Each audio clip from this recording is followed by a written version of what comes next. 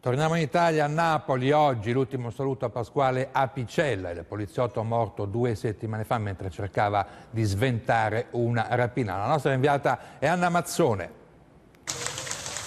Oggi a Napoli è stato il giorno del lutto. Nonostante il divieto di partecipare ai funerali, sin dalle prime ore della giornata una folla si è riunita per l'estremo saluto all'agente speciale Pasquale Apicella e lo ha accompagnato con un lungo applauso fino alla chiesa cristiana evangelica di Secondigliano, dove lo aspettavano i familiari e le autorità. Dal ministro degli interni Luciana Lamorgese al capo della polizia Franco Gabrielli e poi il governatore della Campania Vincenzo De Luca e il sindaco di Napoli Luigi De Magistris.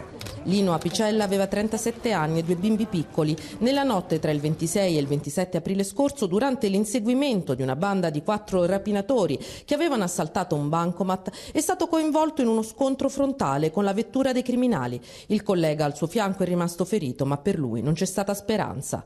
Oggi, nella sua Secondigliano, i funerali di Stato sono stati trasmessi via streaming sulla pagina Facebook della polizia. 1 minuto di sirene spiegate nel silenzio per l'ultimo saluto al poliziotto. Dai balconi in tanti hanno pianto e applaudito.